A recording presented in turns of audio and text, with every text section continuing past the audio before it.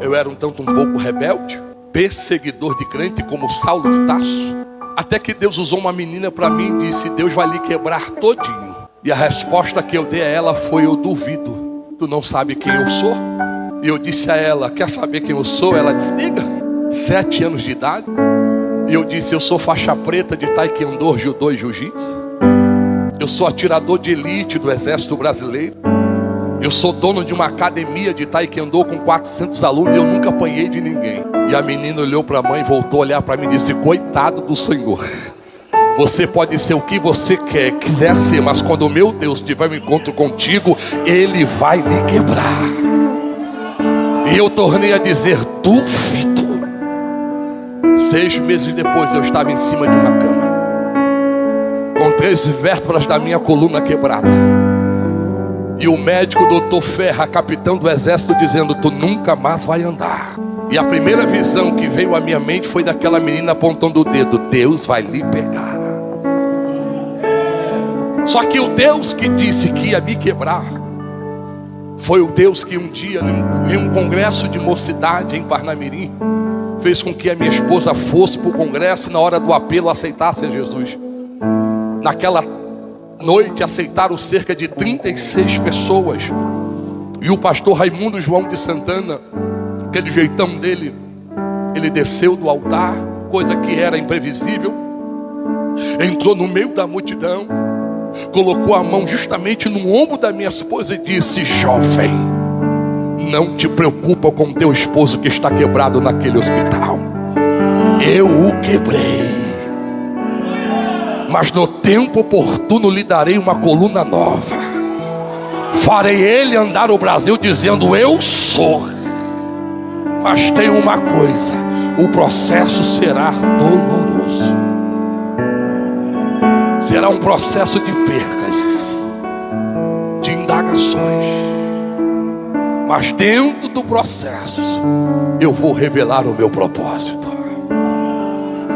Quando minha esposa me visitou no outro dia, que me contou, eu confesso, eu aceitei a Jesus por interesse. Eu disse: ele disse que ia me quebrar, quebrou.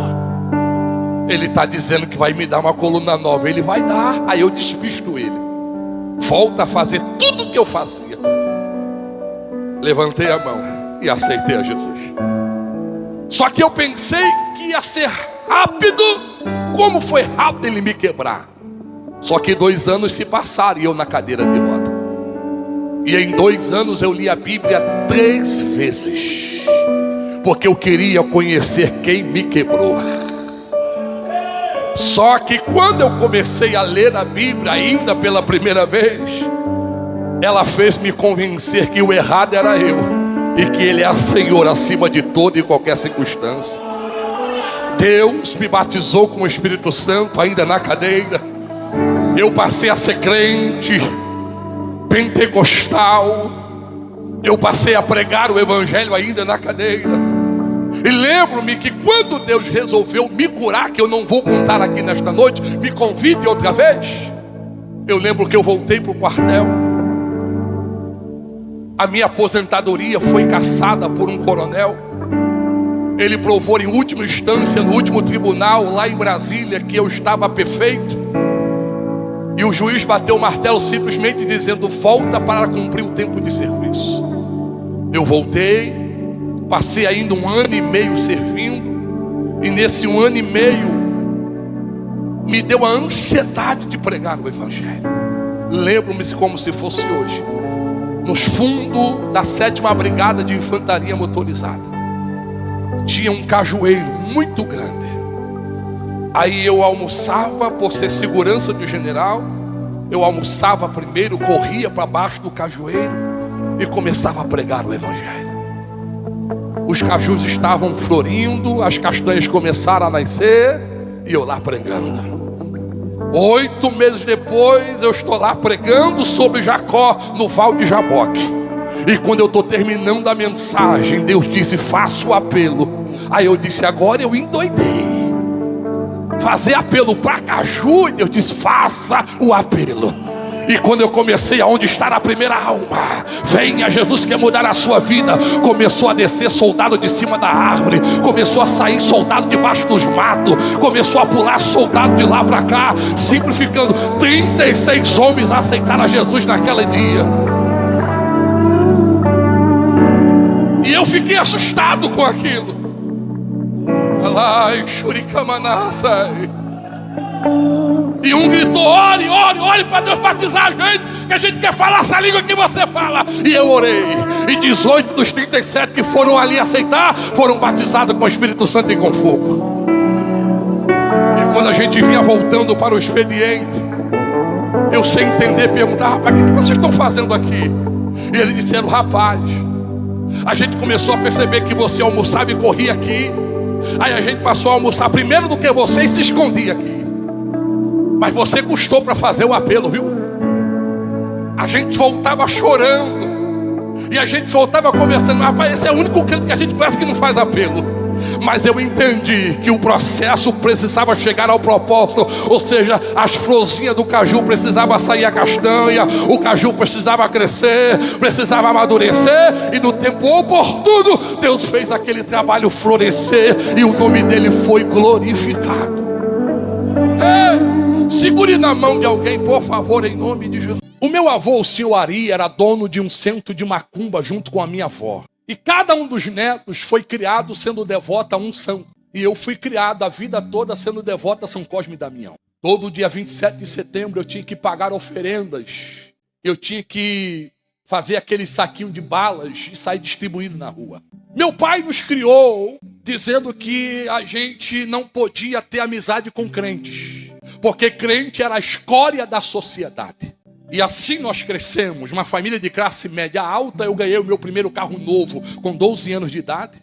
Com 17 anos eu estava fazendo a minha primeira faculdade. Simplificando, eu estudei para ser alguém. Meu pai me dizia que você pode perder carro, você pode perder o dinheiro que tem no banco, mas há uma coisa que ninguém tira de você, é o seu conhecimento.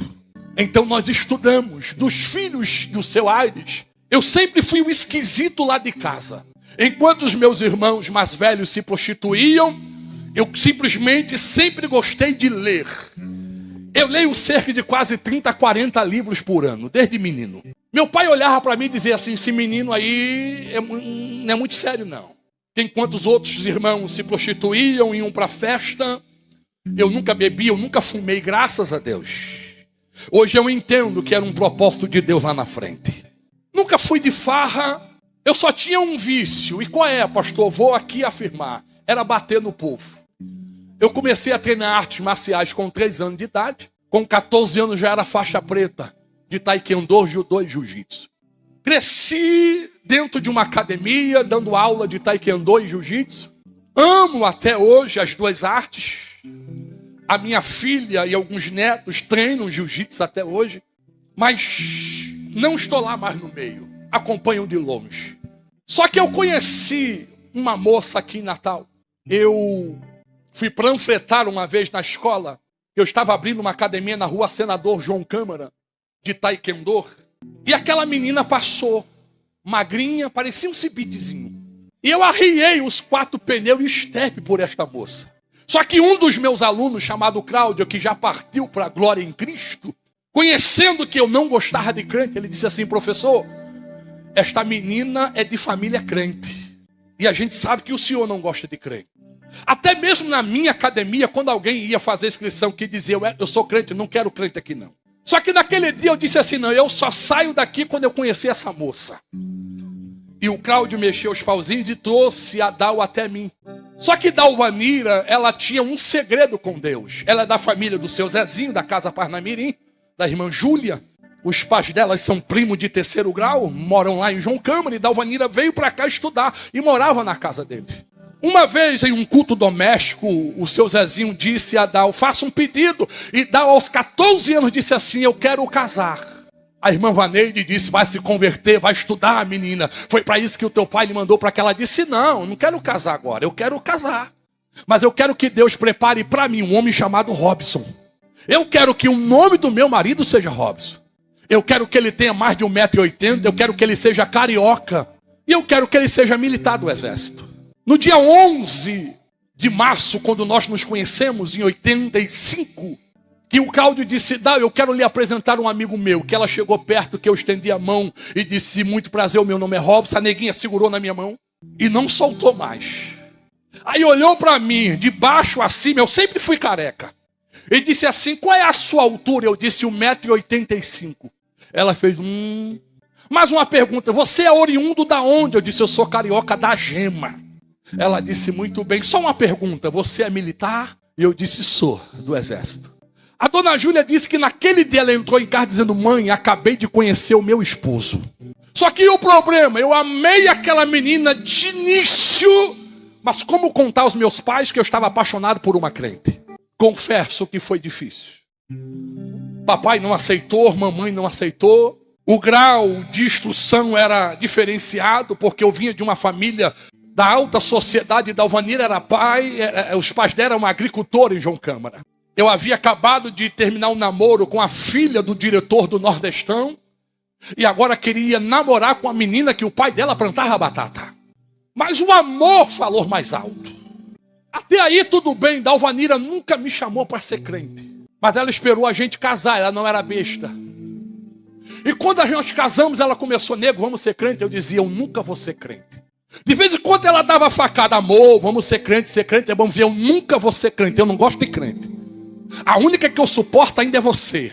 No quartel, a minha fama se espalhou, porque cada grupo de recrutamento que entrava, eu como instrutor de educação física, eu fazia sempre questão de dizer assim, tem crente aqui no meio da tropa?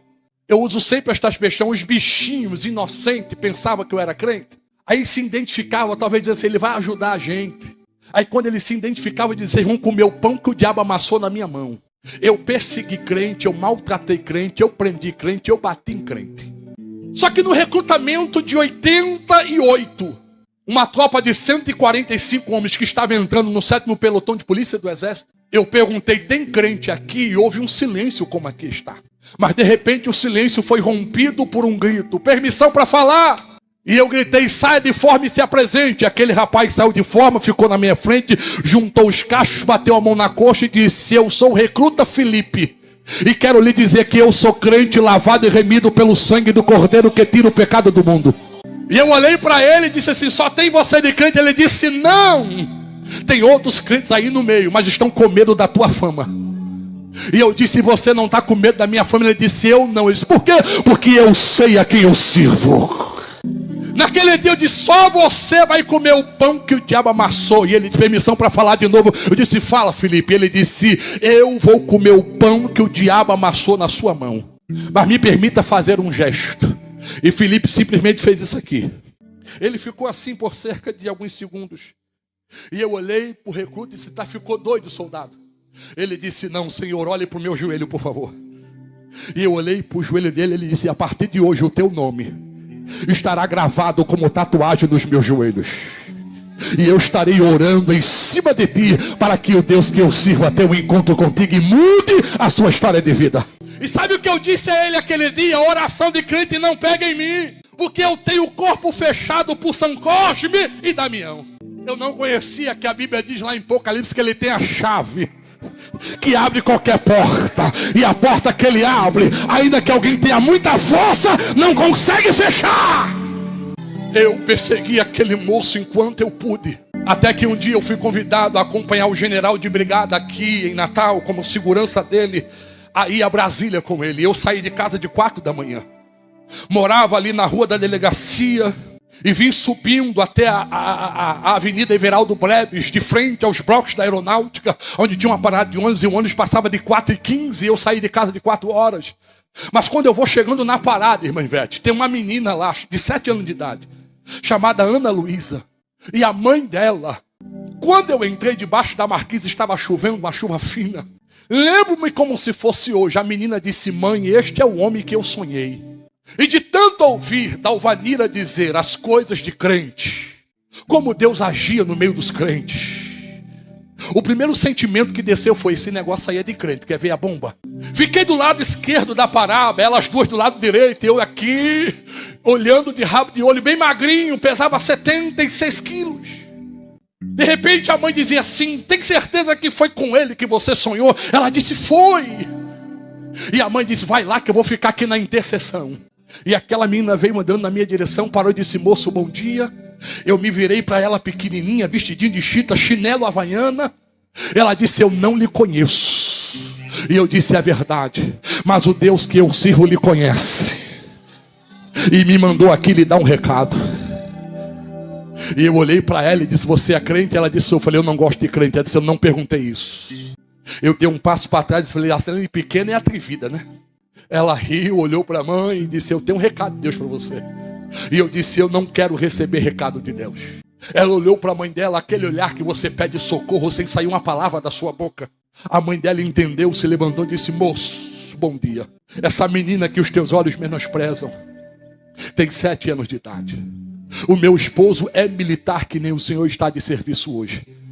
Lá em casa somos eu, ela e um filho que ficou dormindo.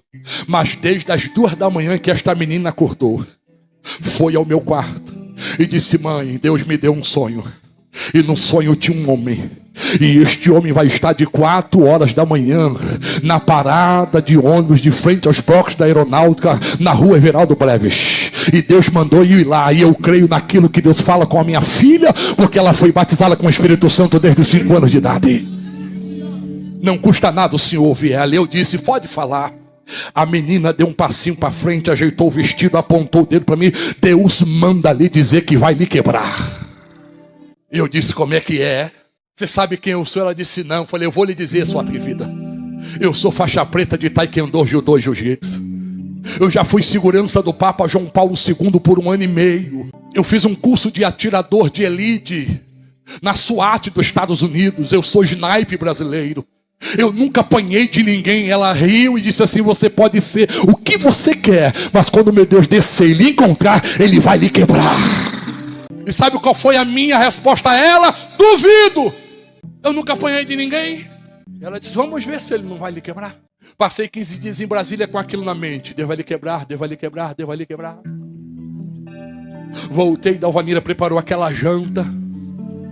Eu sentado na mesa jantando, eu disse: nega, deixa eu lhe dizer uma coisa. Me encontrei com uma crentezinha baixinha, atrevida e magra.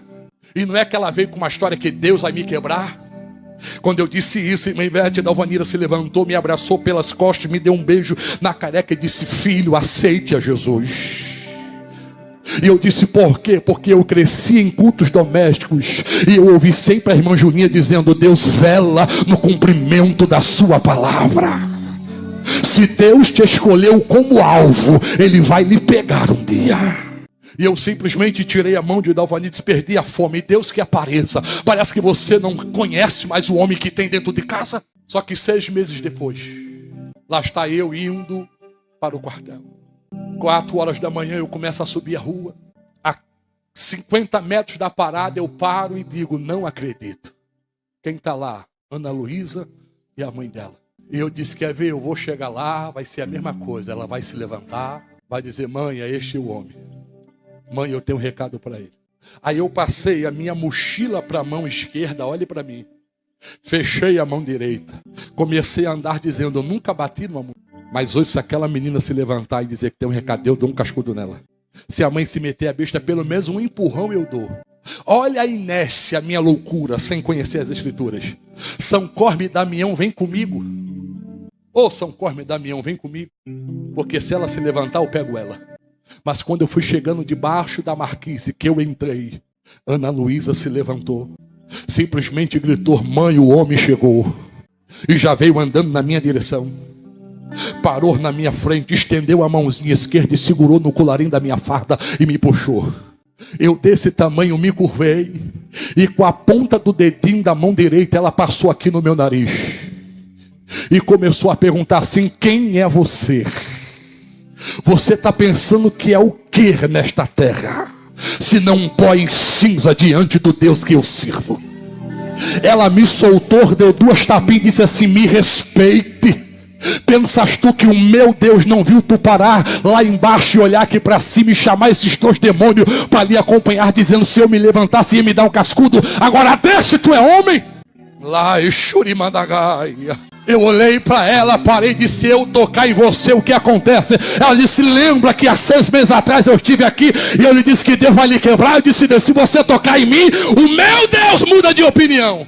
Eu disse: por quê? Ela disse: porque eu sou cidadão do céu, lavada e remida pelo sangue do Cordeiro que tira o pecado do mundo. E se você tocar em mim, você estará tocando na menina dos olhos de Deus. Aí eu abaixei a bola, abaixei o tom de voz e perguntei: qual é o recado? E ela disse: Deus manda lhe dizer que antes que esta tarde termine, Ele vai lhe quebrar. E você vai ter que reconhecer quem lhe quebrou. Eu, quando fui pastor de Lagoa de Pedras durante 15 anos, quando completou 10 anos, eu me desesperei e eu disse: eu vou sair, não quero mais. Não tem quem me segure mais aqui. Aí acordei num dia de matutino, uma segunda-feira, reunião de obreiros aqui em Natal. Saí de casa e disse à minha esposa: se levanta, faça o café, porque quando eu voltar do matutino eu vou entregar a igreja. A gente vai para a reunião e a gente entrega a igreja. Eu vou viver conforme eu sempre gostei de viver, trabalhando. Minha esposa é mais crente do que eu, olhou para mim e disse assim: nego, vigia, porque se tu atrair a prova, eu também entro nela. Aí eu disse para ela: chega, não quero mais. Ela disse assim: filho, nem pão tem para a gente tomar café. E eu disse: então faça o café. A gente toma um golinho de café, passa lá em Parnamirim, na casa da Raíssa e do Paulo, tomamos um café com eles, e depois eu vou para a reunião e entrego a igreja. Quando eu chego no matutino, minha irmã Josefa, que dirigia o matutino há 42 anos, quando ela me viu parar o carro, ela já foi dizendo: eita pastor, o senhor veio dar uma palavra para a gente no matutino hoje. Aí eu já desci do carro dizendo: irmão Josefa, hoje eu não estou para falar nem para ouvir. Eu vim simplesmente me ajoelhar e entregar tudo a Ele. A irmã Josefa disse: olhe para mim. E eu olhei e disse assim: em primeiro lugar, me respeite como a sua mãe, porque eu tenho 80 anos. Em segundo lugar, entra e vai orar. E prepare uma palavra para a gente, porque querendo você ou não, soldado em quartel quer serviço. Manda quem pode e obedece quem tem juízo. Aí eu entrei, coloquei o joelho no chão, orei. E lembro-me que naquela manhã eu preguei sobre Lucas 1:37. Porque para Deus nada é impossível. O Pai se fez presente na casa. Enquanto eu via, pastor Jerônimo, a manifestação do Espírito Santo, pastor, eu dizia assim: não usa ninguém aqui para mim, porque eu não aceito mais profecia. Eu quero cumprimento das que eu já tenho. Que ousadia. Mas terminou. Lá vem o esposo da irmã Josefa, o irmão Antônio, de 82 anos. Pastor Robson, eu não sei o que é que está acontecendo, mas Deus mandou lhe dar R$2 só para comprar o pão, para o senhor não tomar café puro. Alarabacaxé. Aí eu peguei os R$2 da mão do irmão Antônio e já corri para o carro, porque eu sabia que o velhinho era profeta. Entrei dentro do carro, fui para a padaria no centro da cidade. Entrei na padaria como cego, já dizendo: eu quero R$2 de pães. Aí a moça que estava no balcão, filha do dono, disse assim: bom dia, né pastor? Aí eu acordei e disse: bom dia, filha. Ela disse: o senhor está bem? Eu disse: Deus sabe como eu me encontro nesta manhã. Me dê R$2 de pães, por favor. Aí ela disse assim: o senhor pode esperar 5 minutos? Está saindo aí uma fornalha de pão quente, e já que o senhor está aqui há 10 anos conosco, eu sei que o senhor gosta de um pãozinho quentinho. Então não custa nada esperar. Eu disse sim. Fiquei ali no balcão. 5 minutos depois ela me chama no canto e falei: vem cá pastor, para o meu pai não escutar. O senhor está comprando R$2, né? Eu disse: é, mas eu botei 4, porque eu sei que o senhor gosta de um pãozinho. Aí eu agradeci. Escute isso, eu não sei porque Deus está mandando eu dizer isso aqui. Quando eu voltei para o carro, está encostado um homem chamado Edivaldo de Farias. vulgo conhecido na cidade como Remela, um alcoólatra. Nunca vi aquele homem sóbrio, pastor, mas ele estava encostado no carro naquela manhã. Aí eu cheguei e disse: Remela, por favor, sai do carro, eu quero entrar. Remela se desencostou, balançou para lá e para cá, jogou a mão no meu ombro, me deu uma chacoalhada e disse assim: está se afrouxando por quê? Alaramão de que refai. Não entregue.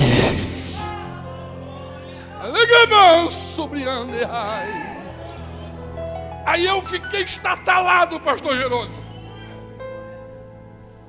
E ele disse assim: pensa o Senhor, que mesmo bêbado, de vez em quando eu não estou lá na frente da Assembleia de Deus. E eu já vi alguns sermões do Senhor, o Senhor até prega bem, mas quer se afrouxar. Pensas tu que eu não vi uma certa noite você dizer assim para as suas ovelhas? Olhe para alguém e diga: deixa de ser frouxo. E agora quer afrouxar.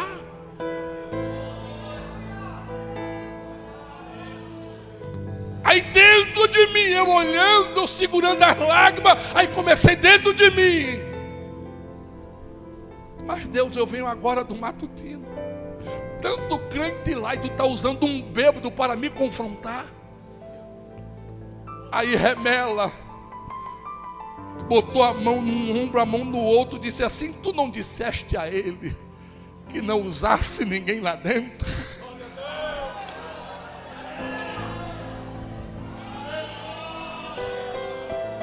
Allah, Shurikamanagari. Não entregue. Aí eu disse: entendi, Remela, entendi. Aí ele saiu, eu entrei no carro, ele bateu no vidro, eu abaixei, ele disse assim: eu estou falando sério com o senhor, viu, pastor? Aí eu disse: tá bom, Remela, eu entendi. Cheguei em casa, minha esposa disse: e aí, já está tudo pronto? Eu disse: a gente vai para a reunião, mas não. Ela disse: o que foi? Eu falei: não vou entregar mais não, a gente vai ficar aqui. E não quero nem para a reunião para não cair na tentação. Vamos ficar aqui. Só que à noite, pastor, nós estamos iniciando uma campanha de oração. E quem estaria pregando era o pastor Elton John, que hoje está em Maringá. Aí durante todo o dia eu fiquei falando com ele. Falei: Deus, se eu ficar, tu vai cuidar de mim. Se eu ficar, tu vai ser provedor na minha vida. Chegou o culto à noite. O Elton pregou como nunca antes havia o visto pregar. Sabe o que é o encontro da noiva com o noivo? E a gente não sabe se a igreja subiu, se o céu desceu naquela noite. Deus falou com todo mundo menos comigo. Mas quando terminou o culto, meu, tá eu do lado do púlpito e o pastor Elton do outro. Quando eu vejo um movimento na igreja, o povo saindo. Quando eu olho um bêbado entrando na igreja, outro bêbado. As irmãs estavam vendendo para a festividade das senhoras um cachorro quente com um copo de refrigerante. E lá vinha o bêbado equilibrando um copo de refrigerante com um cachorro quente na mão. Aí o irmão João Maria de Macedo, era o meu co-pastor, um presbítero da igreja, e correu e disse assim: moço, ele disse assim: não toque em mim, eu quero falar com o pastor da igreja, cadê ele? Aí eu fui para a beira do púlpito, falei: deixa ele vir, que foi? Aí o bêbado chegou aqui embaixo e disse assim: olha, eu ia passando aí, uma voz mandou comprar a promoção e mandou lhe entregar, porque ele vai continuar cuidando de você. Está aqui o refrigerante e o cachorro quente. Adaman Shurikamanagari. Ei. Voltei para casa e fiquei a noite toda: mas Jesus, tu está agora usando bêbado. E tu usa bêbado, Senhor? Aí na terça-feira eu ia pregar em Mangabeira, no aniversário do círculo de oração. Aí eu estou lá em Mangabeira. Aí o pastor disse assim: olha, tem uma irmã aí que quer dar um testemunho. Eu disse: tá bom. Depois dela o senhor prega. Eu disse: tá bom. A irmã disse: irmão, Uma irmã lá de Parnamirim me avisou que o pastor Robson ia pregar, e eu senti o desejo de vir, mas eu não tinha R$1 para chegar até aqui.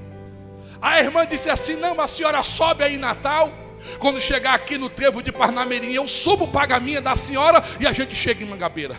Irmão, não é que eu confiei na irmã. Subi no ônibus, quando chegou no trevo, cadê que a irmã estava? E o ônibus seguiu Macaíba, entrou para Mangabeira, e eu fiquei: Jesus, eu vou ficar envergonhado aqui dentro.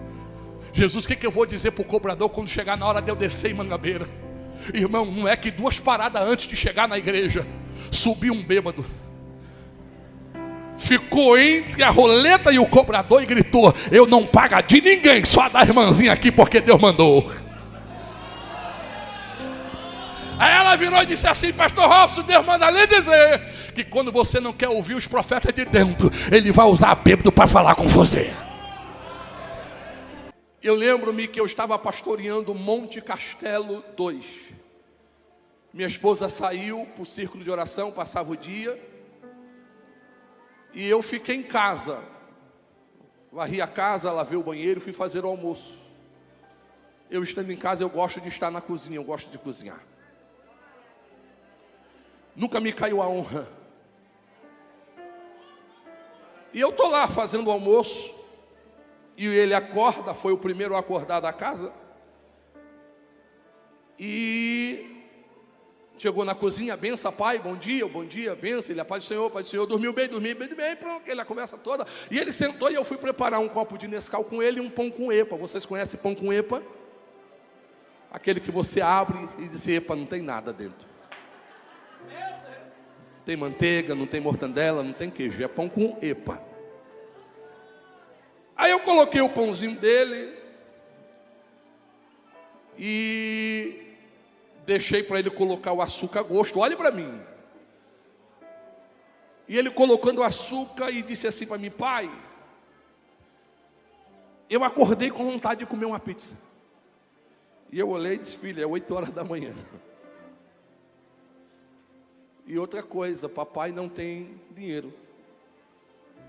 Você sabia que eu acordei, os cachorros batata, você sabia que eu acordei com vontade de comer banana? E ele: foi, pai. Eu falei: foi, papai, mas só que papai não tem 10 centavos para comprar uma banana. Aí ele falou assim: o negócio tá feio, né, velho? Falei: ô, vida de obreiro. Aí voltei a descascar a batata, ele disse assim: pai, o que foi? Ele olha para mim, aí eu olhei, ele disse: se eu orar, Deus manda? Aí eu disse: manda. Não, porque eu fiquei aqui botando açúcar e eu me lembrei que em um culto doméstico atrás o Senhor pregou para nós dentro de casa sobre Lucas 1:37, porque para Deus nada é impossível. Então se eu orar ele manda? Eu disse: manda. Aí ele se levantou, abriu a gaveta, pegou um guardanapo, cobriu o pão e o leite e disse assim: eu vou orar agora.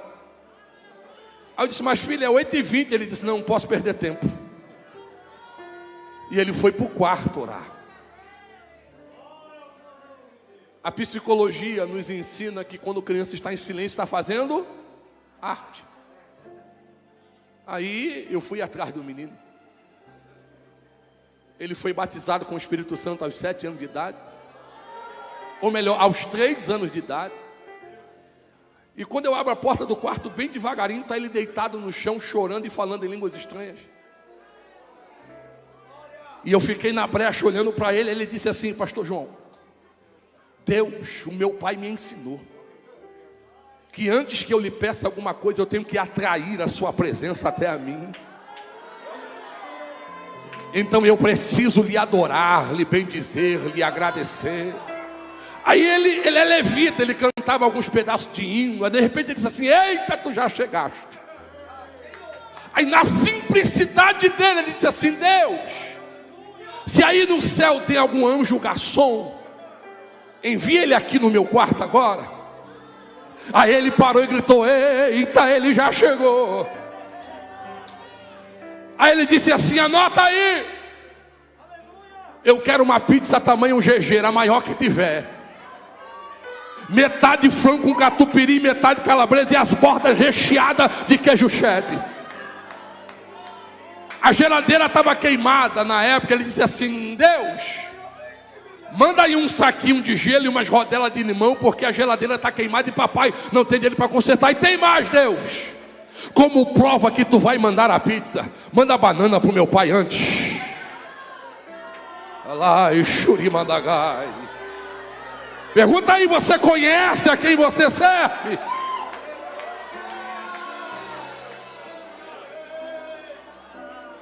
E eu na brecha já chorando. Fechei a porta do quarto, devagarinho voltei para a cozinha e disse: Deus, atende o menino. De repente ele chegou, me abraçou e disse: pai, eu já orei. Eu disse: vai lá, toma seu café. A minha filha acordou, ele: Raíssa, deixa eu lhe contar uma coisa. Aí contou, todo orgulhoso. A Raíssa disse assim: é, né, vamos esperar, que eu também quero comer pizza. Meio-dia eles almoçou, 12:45, deixei ele nas escolas, parti para o circo de oração. Cheguei no circo de oração, comentei com a minha esposa, e minha esposa disse: amém, estamos ensinando os nossos filhos bem. Voltamos, pegamos eles na escola, à noite fomos para o culto de doutrina, e o culto de doutrina naquele dia deu R$1,85 a oferta. Aí na época Deus tinha me tomado tudo, e eu estava andando de um Fusquinha 79 emprestado. Aí dentro do Fusca ele disse assim: pai, e aí, a oferta dá para comer uma pizza? Aí eu ri e disse assim: nem para comprar um brotinho para você. Aí a Raíssa, minha filha, disse assim: eita, Raul, tá feio o negócio. Aí ele disse: tá não, porque até meia-noite ainda é hoje. Alá, Xurimandagai. Retornamos para casa, ai, fizemos o nosso culto doméstico, o nosso devocional, li uma palavra, a Raíssa louvou, minha esposa fez a oração final, terminamos de 10h22. A Raíssa disse: eu vou para o quarto, se a pizza chegar me chame. A Dalvanira foi para a cozinha resolver algumas bagunças que eu tinha deixado, e ele ficou na sala comigo. De repente ele deu um cochilo, eu disse: filho, vai dormir? Ele disse: não, até meia-noite ainda é hoje. Quando deu 11h da noite, o telefone toca. Aí eu atendo: o pastor Robson Viana, boa noite, a paz do Senhor. Do outro lado da linha, o pastor Martins, na época missionário na Venezuela, hoje em Portugal. Pastor Martins diz assim: Robson, cheguei hoje da Venezuela, não visitei ninguém. Kézia, quando colocou a roupa de dormir, que se ajoelhou, parece que deu um choque nela, ela pulou de volta. E ela correu aonde estava e disse: liga para o pastor Robson e diga a ele que antes da meia-noite a gente chega lá. Você me recebe? Eu disse: recebo, estou entendendo o mistério. Quando eu desliguei o telefone, o gordinho do meu lado disse assim: pai, quem vem visitar a gente uma hora dessa? Eu falei: pastor Martins, a irmã Kézia e o Jonatas vem aí. Ele disse assim: chega antes da meia-noite. Eu disse: chega. Ele disse: mãe, arruma a mesa. Lá em Xurimandagai.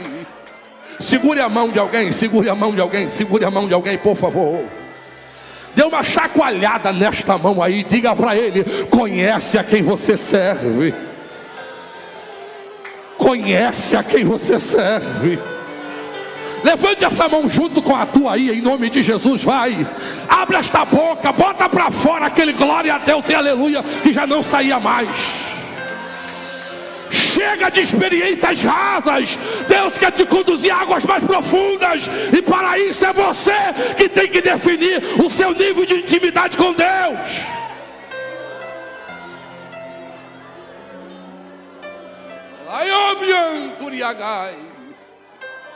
Ei, escute, olhe para mim. Se tu não der glória, o negócio está feio para você. 15 para meia-noite, pastor Martins entra, a buzina, e eu saio para atender com ele. Pastor Martins tinha um Monza daquele tubarão vinho, não sei se vocês lembram. Aí o pastor Martins desceu na calada do interior da noite. Ele me cumprimenta a minha esposa, a Raíssa ainda no quarto. Ele passa a mão na cabeça do gordinho. Aí a irmã Kézia desce falando em línguas estranhas. Aí olha para mim e diz assim: depois eu falo com o senhor e a sua esposa, o meu negócio é com a criança. Aí a irmã Kézia disse: vem cá com titia. Aí ele olhou para mim e começou a chorar, começou a falar a língua. Eu disse: vá, rapaz. Aí quando ele chegou perto da Kézia, a Kézia se ajoelhou, abraçou ele. Aí Deus a tomou lá para o menino e disse assim: meu menino, assim como tenho sido com teu pai, serei contigo a partir de hoje. E quando tu estava ainda no teu quarto, com a face no pó, atraindo a minha presença, eu enviei o meu anjo Garçom. E ele anotou o seu pedido. Aí a Kézia se levantou, pastor João, abriu a porta traseira do Mãos, aí entrou dentro e saiu dizendo: aqui está uma pizza tamanho GG, metade fungo catupiry, metade calabresa, as bordas recheadas de queijo sede, e não me esqueci da Coca-Cola, do saquinho de limão e do saquinho de gelo. Deixa eu lhe dizer uma coisa aqui, não sei porquê. Eu fui indicado ao diaconado 3 vezes. E as 3 vezes sempre levantava um ou dois dizendo não. E logo a gente subentende que foi queimado. Não é assim? Só que as pessoas que me queimavam faziam questão de ir a mim e dizer assim: eu lhe queimei. As pessoas que me queimavam iam a mim e diziam assim: eu lhe queimei. E eu dizia assim: mas eu lhe amo do mesmo jeito. Lembro-me que um pastor disse: enquanto eu estiver aqui no campo de Parnamirim, você não vai passar de porteiro. E eu disse: mas eu lhe amo do mesmo jeito. Até que um dia meu nome entrou na lista de novo. Ou seja, houve consagração. O pastor Santana avisou. Eu olhei para minha esposa e disse: filha, eu não vou nem me animar, porque vão me queimar de novo. Já tenho ciência que eu não vou ser nada na Assembleia de Deus. É bem certo que na sexta-feira, a consagração era no sábado, sexta-feira culto de doutrina em Parnamirim. O pastor chamou os apresentados que iam ser consagrados no sábado, chamou os presbíteros e os diáconos, e eu não saí na lista. Não saí. Mas no sábado da consagração, a minha esposa disse: nego, vamos para a consagração? Vamos prestigiar os nossos amigos que vão ser consagrados? Eu disse: não, filha, eu estou meio triste. Ela disse: amor, eu até comprei um terno novo, vamos? E ela me convenceu, eu coloquei o terno Ivane e fui para a consagração. Na hora do momento consagratório, aí chamou os diáconos, chamou os presbíteros, e quando passaram o microfone para o pastor Raimundo João de Santana, ele pegou o microfone com aquele jeito dele e disse: Deus está me dizendo que falta um.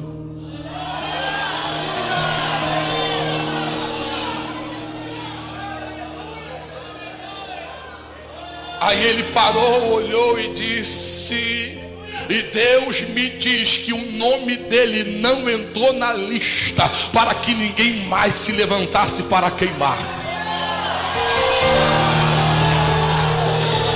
Olha aí para alguém e diga: Deus vai lhe surpreender.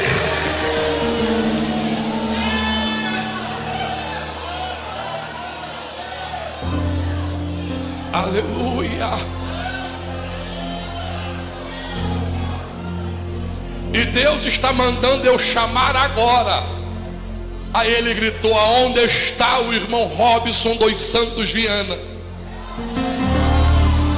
Aí a minha esposa foi que se ligou e disse: nego, estão lhe chamando. Eu disse: estão não, elas estão lhe chamando.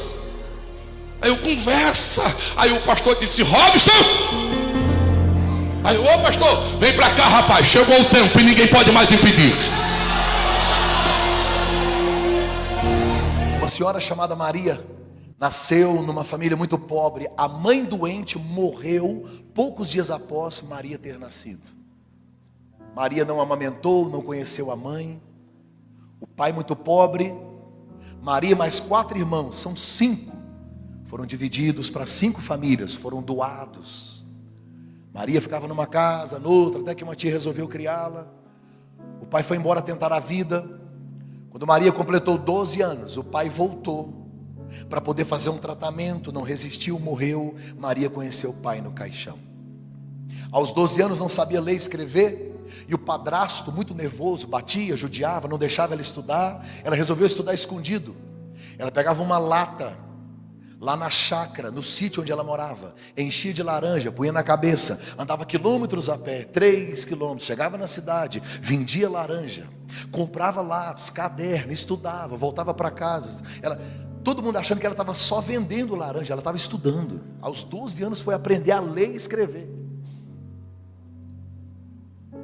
Quando ela completou mais de 20 anos, 21, 22 anos, não tinha namorado e nem casado, porque há muitos anos atrás, isso no interiorzinho de Goiás, a Maria, nenhum rapaz se interessava por ela.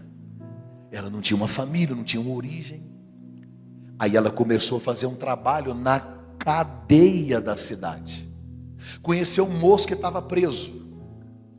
1 ano fazendo alfabetização, trabalhando, coisa da escola, com os presos. O rapaz se apaixonou por ela. Ela se apaixonou pelo rapaz. E ele disse para ela: se você namorar comigo e casar, eu mudo de vida. A Bíblia diz que a mulher sábia faz o quê? Edifica-se. Não é a mulher que fala em línguas, a mulher que tem carteirinha de membro, esquece isso. A mulher sábia.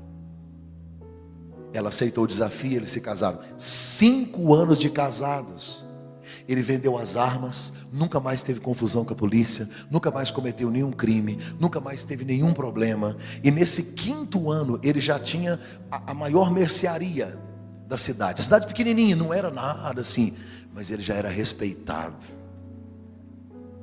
Só que Dona Maria descobriu que era como Ana, estéril. O marido levava crianças para brincar em casa. Dona Maria constrangida, vendo o pai brincar, o marido brincar com crianças. Ela não podia gerar filhos. Um dia ela foi na igreja presbiteriana do Brasil e o pastor pregou uma mensagem poderosa. Adivinha qual foi a personagem da mensagem? Ana. Maria chorava, ela me contou isso, eu pus num site. Ela chorava. Quando terminou, o pastor disse: Maria, por que chora tanto? Ela disse: eu sou muito religiosa. Lá na minha religião eu já batizei 73 crianças. Mas eu sou como esta Ana, eu nunca gerei filhos. O pastor disse: vou te fazer uma promessa em nome de Deus. Olha que pastor macho, pensa no profeta. Se você aceitar Jesus hoje, anota na sua agenda: eu prometo em nome de Deus, daqui a 1 ano você gera um filho. Ela chamou o marido e disse: vem cá para você ver o que esse pastor está falando. Eu nunca vi isso na minha vida. Vendemos carro zero, fizemos tratamento, tem 5 anos. Ele disse que eu aceitar Jesus, eu gero em 1 ano. Mas vamos acreditar nele. Aceitaram Jesus, batizaram, ficaram na igreja, fizeram o discipulado. 1 ano, no mês que fora anotado, Dona Maria saiu correndo para o hospital, porque a bolsa dela estourou. Ela foi dar à luz ao milagre de Deus. Ela chegou no hospital sábado. Que dia era? 5:30 da manhã. O sol estava nascendo. O médico deu uma injeção nela para aumentar as contrações. Ele não sabia que o pente dela colado não dilata. Ela não pode ter parto normal. O médico, sabe o que ele fez? Viajou. Deixou ela perdendo líquido numa época que não tinha celular. Não tinha um contato, o cara foi para uma fazenda, deixou ela com enfermeiras. Sábado, domingo, segunda, quem entende aqui um pouquinho de saúde já começou a entender o que está acontecendo com ela. Terça de manhã o médico chega. Dona Maria está deitada numa cama dando convulsão, está com a toalha na boca, se mordendo, desespero. A criança tremia e parava, como se estivesse dando parada cardíaca e respiratória. Não posso afirmar que era isso, mas ele tremia e parava. O médico correu para a sala de cirurgia. Dona Maria disse que sentiu o primeiro pique ainda, porque a anestesia não havia pego direito. Quando retirou o bebê, todo seco, aquelas coisas grudadas. Quando ele reanimou o bebê chorou. O médico respirou aliviado e disse: Dona Maria, a senhora acabou de dar luz ao milagre. Ela disse assim: doutor, quem tem promessa de Deus não morre enquanto Deus não cumprir a sua promessa. Ela fez um voto de Nazireu para o menino. Pegou o bebê pequenininho e falou: você não vai beber. Ele, angu. Ah, ok. Não cortou o cabelo dele. Quando o garoto completou 3 anos, ela fez uma festa para 100 crianças. creches, orfanato. Sabe menino que nunca foi numa festa? Dona Maria não fez uma festa, ela fez a festa. Presente, é boneca, é carrinho, é bolo. Os meninos ficaram, nunca tinham ido numa festa. Ela pega o garoto, entrega na mão do pastor e diz: pastor, eu sei que o senhor não pode criar ele, mas eu queria que Deus entendesse o meu ato como de Ana. Estou devolvendo ele para Deus. Foi consagrado aos 3 anos. Vou resumir. De cama com hepatite, o garoto ficou muito tempo. Acidentes, cirurgias. Quantas tentativas de abortar o projeto da Dona Maria. Quando aquele garoto estava com 5 anos, e aqui eu encerro, ele estava voltando de férias do Rio Araguaia para casa, chegando perto de Goiás Velho. Haviam 5 caminhões carregados de gado. O pai tinha ultrapassado 3, estava no meio do comboio, faltavam 2 caminhões. 3 caminhões, o pai mais 2. O pai, a mãe e o menino dormindo. O menino acordou com dor de barriga, o sol ainda não havia nascido, era 5:30 da manhã.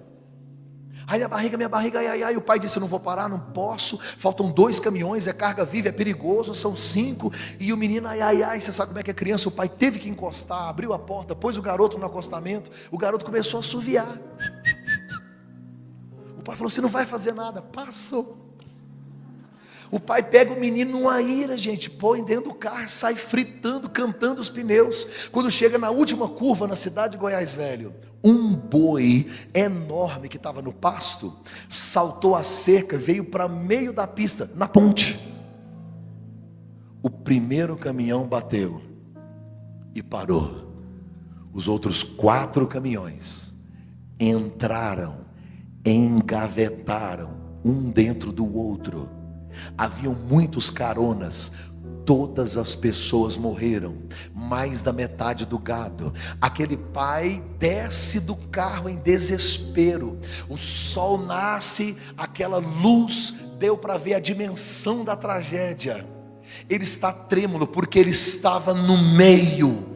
Ele está trêmulo, olhando gente morta, gado morto se arrastando. A mãe desce, sacode ele e fala: homem, quantas vezes eu já te disse, quem tem promessa de Deus não morre. Sabe por que ela falou isso para ele? Porque ele estava desviado. Ele havia se esquecido da promessa de Deus, tinha voltado a fumar, voltado a beber.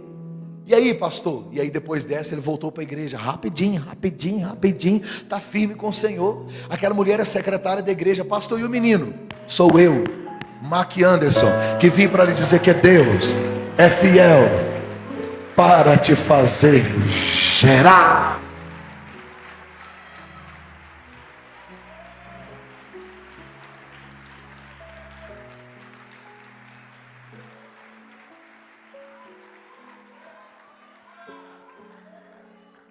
Eu não tenho irmãos, eu não tenho irmãs. Eu sou filho único de uma mulher estéril. Eu não vim aqui contar piadas. Eu vim dizer que Deus faz com que a mulher estéril habite em família.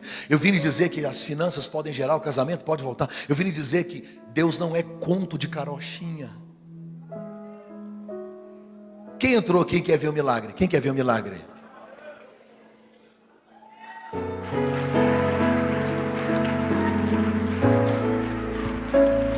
Eu me lembro que a Suzy estava grávida do nosso 3º filho, o Nicolas. O Christopher, o mais velho, era pequenininho, o Frederico também.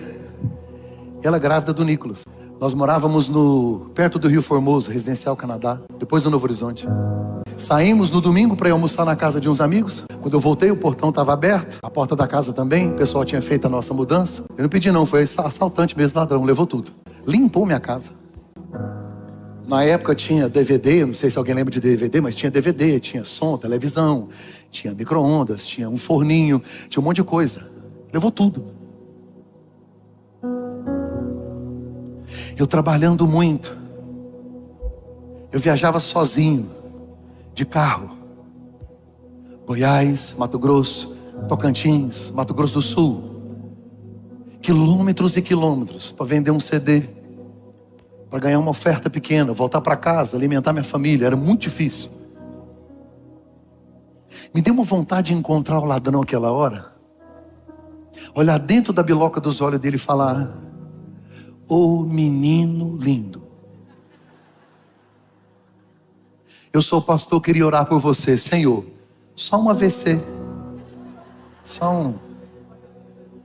Um pastor não pensa isso não.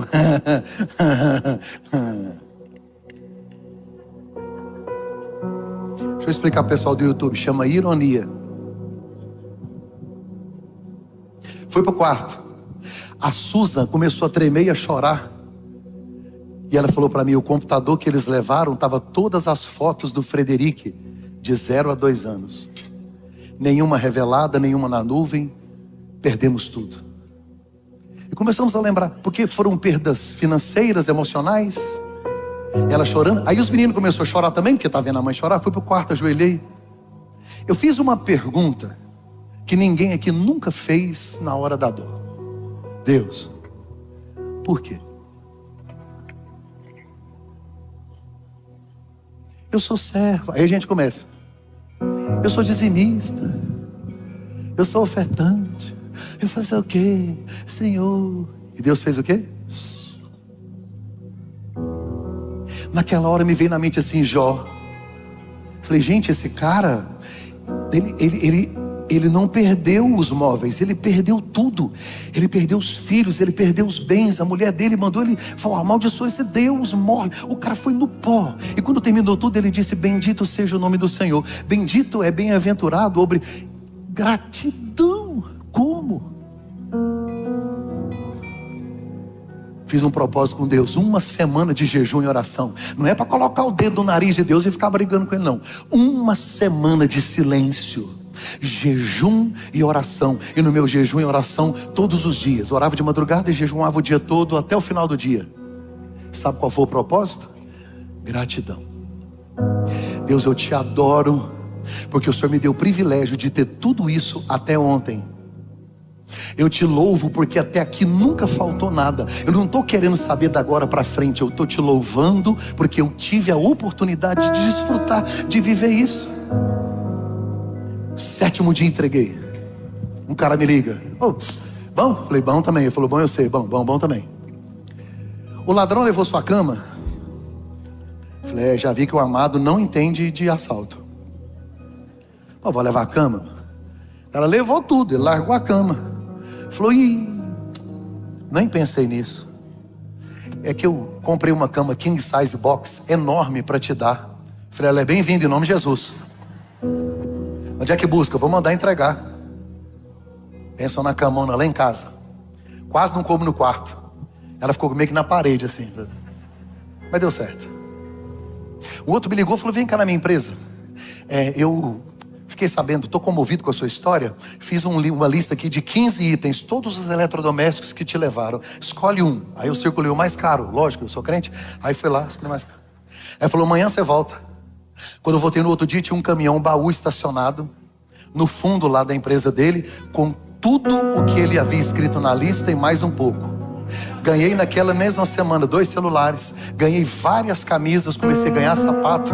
O meu computador parecia um Tiranossauro Rex, gigante, enorme, uma barrigona assim. Aí ganhei uma tela plana, mais 2 notebooks, e comecei a ganhar, e fui ganhando, minha casa foi enchendo, e aquele tanto de coisa. Um dia eu parei, olhei na minha casa, aí eu lembro direitinho, acordei de madrugada para encerrar minha campanha, liguei as luzes, olhei aquele tanto de coisa na minha casa, falei, Deus, para que isso tudo? O Espírito Santo disse, Deus é sempre exagerado em abençoar. Sabe o que veio ao meu coração? Deus queria trocar meus móveis e eu não sabia.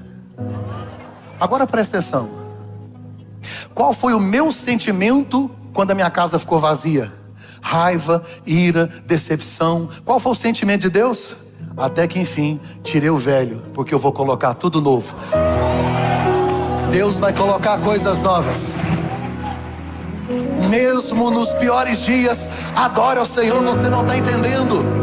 O 2º livro dos Reis, capítulo 4, a viúva falou para o profeta, a minha casa não tem nada, minha casa está vazia, acabou tudo. O profeta disse, então pega vaso, porque Deus vai multiplicar. Deus está tirando coisas velhas para colocar coisas novas. Para de reclamar e de murmurar do que você não está entendendo. O melhor lugar do mundo é aos pés dele. Quebre o vaso e adore, independente das circunstâncias. Está chorando, adore. Está na paz, adore. Tem banquete, adore, celebre. Deus hoje vai fazer milagre através da sua a adoração, a gratidão toca o coração de Deus. O santo era dado por medida. A pior fase no ministério de qualquer ser humano é quando ele não percebe que ele mecanizou o processo e que ele faz como antes, mas não faz mais em Deus. Em 2017 eu vivi o auge do meu ministério como evangelista.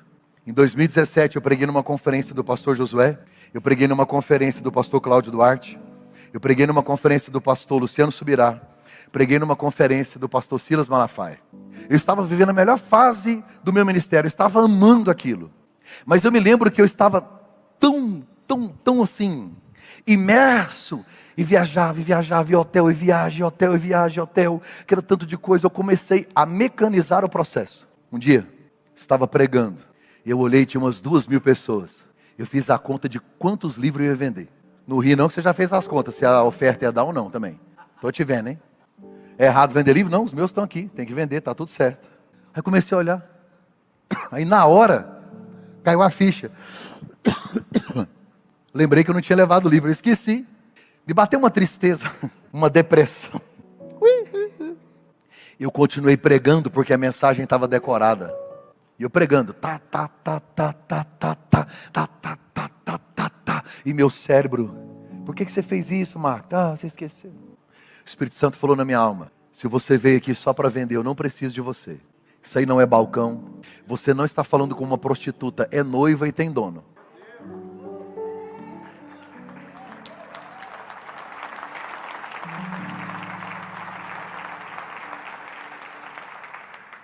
Eu comecei a chorar. Só que na mensagem não era hora de chorar. Acho que o pessoal pensou, esse pastor está em pecado, que chorando na hora errada. Júnior, aquele dia eu fui para o hotel. Eu deitei no chão.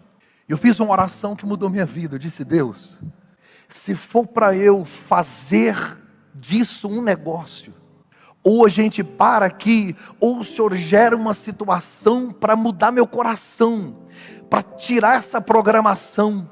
Deus disse, você topa? Topo. Deus disse, então vai haver uma mudança geográfica. Você tem que parar tudo que você está fazendo. Você tem que deixar tudo que você está fazendo, que eu vou mudar seu coração. O Espírito Santo disse através de uma pessoa, você vai receber 3 convites. O primeiro é incrível, o segundo é maravilhoso, o terceiro é uma loucura, você vai aceitar o terceiro. Quando veio o primeiro convite, eu estava em São Paulo, na conferência Destino. Sentei com 2 pastores, que eles fizeram a proposta, meu coração gelou. Falei, Senhor, por que esse não é o terceiro? Esperei tantos anos. Aí veio o segundo convite. O terceiro convite era uma igreja missionária, bem pequena, lá em Londres, precisando de ajuda. E eu fui. 10 meses, os primeiros que eu estava lá. Eu tinha um culto com 2.000 pessoas, lá tinha 10, no máximo 12. Morava num condomínio fechado, lá eu morava num flat de 60 metros quadrados. Aqui eu pregava em grandes conferências, lá eu pregava na célula, toda semana. Aqui eu pregava no Congresso Nacional de Casais do pastor Josué. Lá eu dava aula para 5 casais numa sala do curso do MMI. Depois de 10 meses eu estava chorando um dia, desesperado. Falei, Deus, eu fiz errado, alguma coisa está errado. Porque não existe pastor sem processo. Falei, por que o Senhor me trouxe para cá? E Deus não falava nada. Eu lembro que eu estava um dia na oração. Deus levantou uma profetisa e nós éramos 5. Aí ela falou com um, falou com o outro, pulou eu, aí falou com o outro. Aí 10 meses depois eu falei, se o Senhor não falar comigo hoje eu vou morrer. Meu filho quebrou o nariz, meu dinheiro acabou, minha reserva acabou, não tinha salário lá, só tinha um dinheiro para comida, a igreja se esforçando para fazer o melhor para nós. Meus filhos sofrendo bullying na escola e eu angustiado. Eu comecei a parar de seguir as pessoas no Instagram, porque eu estava adoecendo. Todo mundo pregando para aquele tanto de gente. Hoje eu ganhei 115 almas, e você? Passei raiva com 2. Porque querendo ou não a gente compara, e a comparação é a mãe da frustração. Você precisa parar de comparar a sua essência com a aparência das pessoas. Deus levantou um profeta um dia, depois de 10 meses, veio e me abraçou. Falou assim, assim diz o Senhor, te trouxe para cá para te esconder. E deu as costas. Eu fiquei esconder de quê? Eu não estava fugindo de ninguém. Até hoje eu não sei de quê. Mas depois de 3 anos, olha para mim, a igreja lá prosperou. A igreja cresceu. Se você for lá hoje, é uma das maiores igrejas de Londres. O pastor que está lá faz um trabalho extraordinário. Quando a igreja prosperou, pastor Estevão, quando a igreja lá prosperou, o conselho fiscal reuniu. Nós vamos te dar uma boa casa, um bom carro, porque eu não tinha carro, andava de ônibus. Nós vamos te dar um bom carro, um bom salário, uma boa casa. Eu falei, que jeito, Deus mandou eu ir embora. Eu falei, meu Deus, na hora de colher, eu, minha esposa, meu filho mais velho ficou, os 2 outros vieram. 3 malas com roupa, sem casa, sem carro, sem dinheiro, sem perspectiva, sem reserva, começar do zero. Na semana de ir embora, um pastor me abraçou e disse: eu vim aqui hoje só para te dizer porque que Deus te trouxe para cá. Deus tirou Moisés do Egito com roupa de príncipe, passou ele pelo deserto, devolveu para o Egito com roupa de pastor. Aí ele disse: não tem como trocar roupa de príncipe por roupa de pastor, sem passar pelo deserto. Deus colocou em você uma vestimenta de pastor. E Deus está mandando lhe dizer que tudo que você plantou aqui,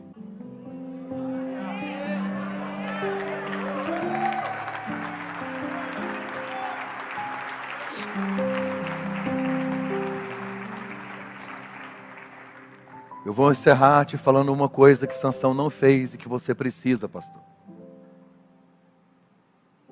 Sansão não parou para descansar. Sansão representa a geração do hiperativismo. Sansão se parece muito com o irmão do filho pródigo. Tem intimidade com a obra do pai, mas não conhece o pai da obra. Estou aqui há tantos anos, te sirvo, te sirvo, te sirvo. E o pai não queria o menino no campo, queria ele na mesa. Deus não quer o que você faz, porque Ele não está à procura de adoração, Ele quer o adorador. Você não é dono da obra, você não é dono da igreja, você não é dono do ministério, não é seu, não é responsabilidade. Eu me casei há 17 anos atrás, foi a melhor decisão da minha vida. Até porque minha esposa é linda. Eu orei muito para casar com ela. Muito, muito. Ela não orou, coitada. Não, o dia que eu chamei ela para namorar, ela: vamos orar. Falei: orar não, eu sou a resposta da sua oração. Eu vou perder a bênção? Depois que eu casei, coisas extraordinárias aconteceram. Eu prosperei financeiramente, eu prosperei no ministério. Eu engordei 25 quilos. Sério, gente. Esses dias eu descobri, fazendo uma pesquisa, por que a mulher casada ela engorda mais que a solteira. Mas outro dia eu conto isso. É que a solteira chega em casa, dá uma olhada no que tem na geladeira, vai para a cama. Algumas casadas chegam em casa, dá uma olhada no que está na cama, vai para a geladeira.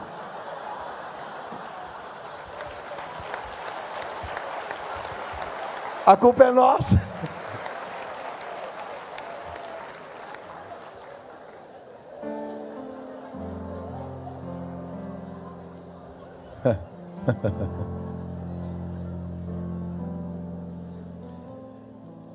Eu não tive o privilégio de levar minha esposa para conhecer o mar quando nós nos casamos. Pobre, pobre de maré, maré, mais ré do que muita ré.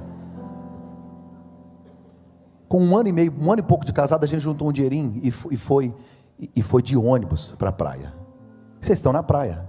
Eu saí de Goiás, de ônibus. Você dorme, o ônibus está andando. Você acorda, ele está andando. Você dorme, ele está andando. Aí você acorda, ele parou e fala: chegou não, está em Brasília. Tá indo. Está indo. Cheguei lá, quando eu vi aquele corgão assim, aquele tanto de água, cheguei.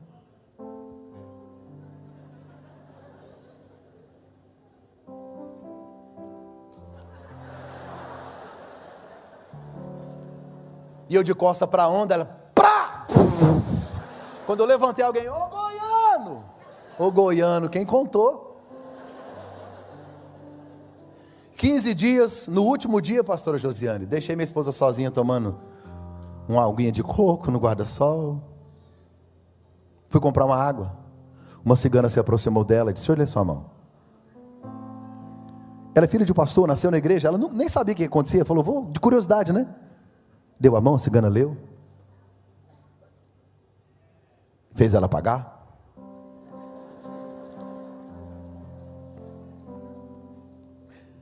A Bíblia diz: praga nenhuma chegará. Você conhece gente que a cigana já leu? Né? O cara recebeu paz no centro espírita, pôs o nome na boca do sapo, não acontece nada. Eu creio nisso na Bíblia. Só que o livro de Jó diz que um dia Deus permitiu o diabo visitar a casa de Jó. O Deus que está na sala de comando da minha vida e da sua vida, permitiu que algo acontecesse na minha casa, só para eu te contar aqui hoje. Aquela cigana profetizou para minha esposa. Ela não é uma profetisa de Deus. Ela disse: tem 4 linhas na sua mão, eu vou ler 3. Primeiro, seu casamento vai ser um mar de rosas. Suas finanças, você vai ter muita prosperidade. Terceiro, sua saúde vai ser de ferro. Aí falou umas palavras estranhas, negócio. Ela não me falou nada, mas ela sentiu uma coisa ruim. Um mês depois, a mão da minha esposa adormeceu. Minha esposa é designer de interiores, já não desenhava mais. A dor que estava na mão veio para o braço e entrou no corpo. Sabe o que é fazer 1 ano de exames de reumatismo a tudo? O médico no final disse: a senhora não tem nada. Óbvio, como é que o médico vai encontrar uma doença que está no corpo, está na alma? Nessa época eu descobri a diferença entre opressão e possessão. Possessão, o diabo dentro. Opressão, ele por fora, sabe? Começou a pressionar ela. O dinheiro sumiu da nossa casa. Eu trabalhava, ela trabalhava. Eu nunca esqueço que eu estava lá em casa no quarto. Eu ouvi meu pai chegar, eu morava num barracãozinho de 3 cômodos. Meu pai foi lá na cozinha, abriu a geladeira, não tinha nada, ele queria tomar um leite. De tarde, muito sem graça, meu pai chegou com uma cesta básica lá em casa. Eu fiz de conta que não vi. Quando ele saiu, eu levei a cesta para o quarto, me deitei do lado dela e eu chorei. Recém-casado, fazendo faculdade, trabalhando, dinheiro sumiu. Ela numa saúde tão terrível, que isso entristeceu ela foi se afastando de mim. Senhoras e senhores, eu fiquei meses sem ela tocar em mim. O casamento foi definhando, ela definhando, a vida financeira, foi tudo acabando. Ela tentou me ferir fisicamente. Um dia eu chamei meu sogro e falei: o senhor me empresta o carro? Para ver se ela vai na igreja comigo. Eu andei em Goiânia, de ônibus, com um terninho nas costas, pregando de igreja em igreja, por muitos anos.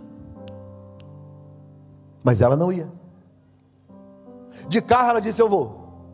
Porque ela estava muito triste. Ela entrou no carro, chegou na porta da igreja, ela não entrou, ela ficou lá fora. Ela ficou dentro do carro. Quando eu voltei, eu falei: os irmãos estão perguntando o que é que você tem, por quê, o que aconteceu, o que foi? Ela disse: eu vou falar a verdade para você. Meu sonho é ter um marido normal. Trabalha, ganha dinheiro, final de semana pesca, tem uns amigos, joga bola. Eu não quero estar casada com um homem que vive de esmola de igreja.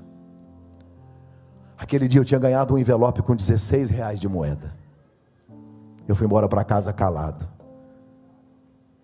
Tantas coisas. Ela tentou tirar a própria vida. Nunca me traiu, não me abandonou, não se desviou, mas estava triste. Um dia eu entrei no barracãozinho para terminar. Quando eu entrei, ela estava sentada no sofá. Ela disse: vai lá no quarto,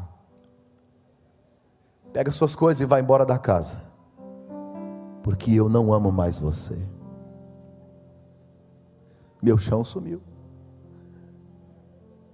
Para não chorar na frente dela, eu fui no banheiro, deitei a tampa do vaso, chorei igual uma criança, e eu disse para Deus: alguém mentiu para mim.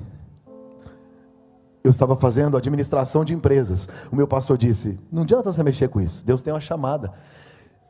Deus, eu saí de lá para ir para um seminário, e o meu pastor disse: você vai ensinar a família, Deus vai te usar para tratar casais. Eu falei: como se o meu casamento acabou? Saí de lá, lavei o rosto para ela não ver que eu estava chorando. Fui até onde ela estava e disse: eu não vou sair dessa casa, você não vai sair dessa casa, porque o nosso casamento não é projeto nosso, é projeto de Deus. Eu te amo, não desisto de você, e eu vou lutar por você. A minha esposa convenceu ela de ir num acampamento só de mulheres, muitas mulheres, uns 5 ou 6 ônibus. No domingo à noite, estavam só os homens na igreja, no culto, reunidos esperando as mulheres. Pensa no culto ruim, pensa no culto frio, pensa nos meninos com os botões tudo trocado da camisa, aqueles meninos feios, cabelo sem lavar, a casa do avesso, os homens tudo tristes na igreja. Ela tinha ouvido uma palavra lá no acampamento de uma missionária que trouxe ela de volta. A missionária disse que ela identificou-se tanto com o testemunho que quando levantou já estava com um semblante diferente. Quando ela chegou na igreja, as irmãs entraram cantando, caiu uma graça de Deus. Ela veio onde eu estava, me abraçou apertado e disse: eu amo você, Falei, trocaram a minha mulher. Trocaram. Como diz uma irmã da minha igreja, eu fiquei impressionante.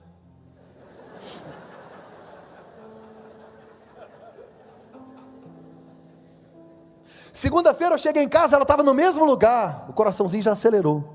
Ela tinha me dito que não me amava lá. Só que ela estava diferente, com a roupa de ver Deus, a escova depressiva, uma Bíblia enorme embaixo do braço. Falei, onde você vai? Ela falou, vou à igreja, porque é culto de oração dos jovens e eu sou a preletora. Falei, você é o quê? Preletora. Eu falei, espera aí um pouquinho que eu vou tomar um banho, eu vou lá ver. Descemos para a igreja a pé, mãozinha dada, uns 5 quarteirões. Cheguei na igreja, ela contou essa história, eu não sabia. Jovens quebrantados, jovens renovados. Eu chorei como uma criança. A mão voltou ao normal, o braço voltou ao normal, ela não teve mais abortos, as finanças voltaram ao normal, me acompanha no ministério, uma mulher extraordinária, tudo voltou ao normal. O que o diabo gastou 2 anos, eu sofri 2 anos. Tem gente aqui dentro que está 1 mês na crise, está reclamando. Eu sofri 2 anos. O que o diabo gastou 2 anos para fazer, o seu Deus desfez em 30 segundos. O seu Deus desfez em 30 segundos. Não tem casamento que Deus não mude. Não tem nada que Deus não faça. Pastor Josué Gonçalves é um amigo que Deus me deu, um grande mestre, um pai em São José do Rio Preto contou essa história, é verídica. Pastor Josué contou num congresso. Eu pedi autorização para ele e eu quero repetir esta história em 5 minutos. É verdade. Seu Jacó, casado com a dona Joana, tinha 2 filhos. O Ricardo de 11 anos e o Júlio de 9. Um dia, os 2 irmãos estão brincando já no finalzinho da tarde, quando o mais novo, o pequeno Júlio, pisa na bola, põe a mão na cintura, olha para o Ricardo e diz: mano, sabia que eu te amo, eu jamais quero me separar de você. O Ricardo, de 11 anos, pré-adolescente, dá uma olhada para o lado. Fala baixo. Homem, não fala essas coisas não, velho. Pensa se a galera da rua passa e escuta nós hoje, quem ama. Vacila não, cabeção. Foi ensinado assim. Foram brincar de bola. 19 horas, seu Jacó chegou. O estresse estava aqui, ó. Sabe aquele dia que você está para explodir? Teve tudo de ruim no trabalho. Falta só isso.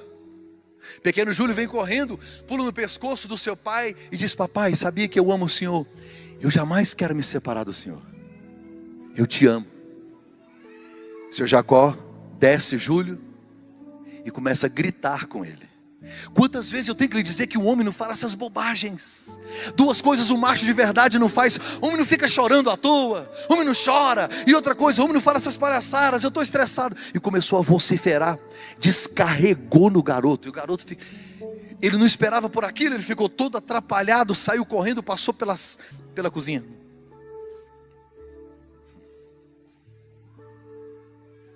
Foi para o quarto, agachou sobre os calcanhares e começou a chorar. Dona Joana chamou o mais velho, o Ricardo, e disse: cadê o Júlio? Passou aqui, alguma coisa. Aconteceu. O Ricardo disse: não é nada, meu irmão está estranho. Só que mãe conhece a gente. Se uma mãe tiver 10 filhos e um deles entrar lá no portão, o jeito de entrar, pisar, chegar, falar: o fulano chegou aí. A minha avó teve 4. Ela ia depois do almoço na panela, ela sabia quem não tinha comido ainda. Escute. Quando todo mundo foi embora, quando tudo desmoronar na sua vida, se algum dia tudo acabar, vai sobrar sua mãe. Se você tem sua mãe, valorize-a. Dona Joana vai até onde ele está, encontra ele chorando. Você caiu. Não, mãe. Mamãe sabia que eu te amo. Jamais quero me separar da senhora. Ela abraçou ele, apertou ele no peito e disse: a mamãe também te ama. Ela jamais vai se separar de você. Colo de mãe é remédio. 5 minutos ele melhorou. 21h30 ela deu um lanche para todo mundo para a cama. Antes da meia-noite, o pequeno Júlio, de 9 anos, acordou, acendeu a luz do quarto, ficou olhando para o irmão, foi no quarto dos pais, eles estavam dormindo, ele acendeu a luz, ficou contemplando os pais. Seu Jacó acordou com aquela luz no olho e começou a gritar com ele: o que você quer? Você está doente, menino? Vai dormir, ele começou. E aí ele ficou atrapalhado, apagou a luz, saiu correndo. A dona Joana: calma, amor, é coisa de criança. Eu falei: não, mas esse menino está estranho, está com as coisas, aquela confusão, acordaram atrasado no outro dia. Seu Jacó apavorado, calçando o sapato para ir para o trabalho, o Ricardo colocando as coisas da escola na mochila, a dona Joana fazendo um café, o Júlio dormindo. Seu Jacó corre lá no quarto: tá vendo? Fica com essas coisas, agora atrasa, puxa a coberta, acorda, garoto. O pequeno Júlio lá quietinho, dormindo, parado, inerte. Pequeno Júlio estava frio. Pequeno Júlio estava morto. Em São José do Rio Preto, Júlio morre naquela madrugada. Seu Jacó cai de joelhos e a primeira frase que vem na mente dele: eu amo o Senhor. Dona Joana está na cozinha e começa a escutar ele dizer: eu também. Mas acabou. Seu Jacó aprende uma outra verdade: é que homem chora, depende da dor. Ei, sabe por que os mortos recebem mais flores que os vivos?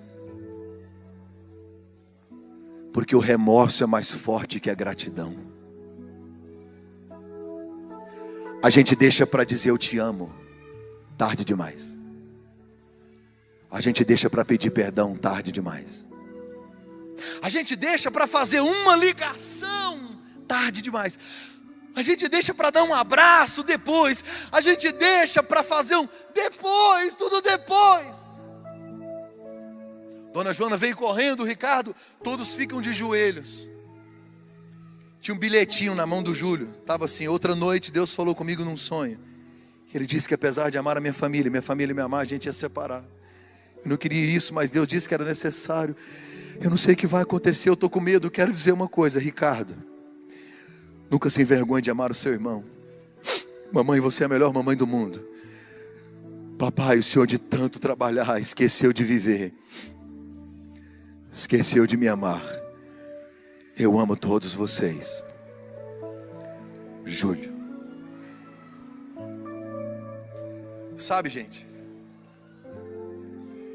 quando eu chegar ao céu,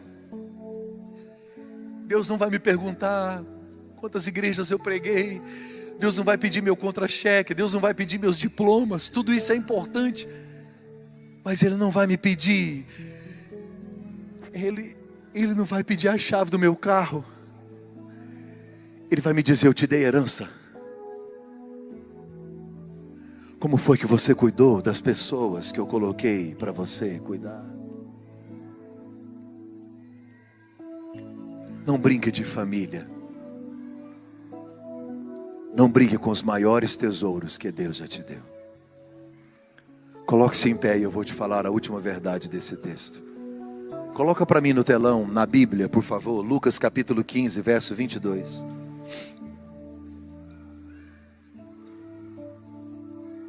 Lucas capítulo 15, verso 22. Não se perca com as perdas. Não feche a porta. Envolva sua família com a graça. Faça o melhor para a sua família. Se você fizer tudo isso, o último conselho desse pai para você é: prepare-se para uma grande festa. Meus irmãos, muito obrigado por assistirem o vídeo até o final. Que Deus possa ter abençoado você e a sua família através desses testemunhos. Se você gosta do nosso conteúdo, do nosso canal, tem acompanhado, se inscreva, deixe seu like, compartilhe para um amigo. Ative também o sininho para não perder nenhum vídeo novo. Aqui eu posto vídeo todos os dias, no horário de 11h50 e 9 horas da noite. Que Deus possa abençoar a sua vida. Fique na paz.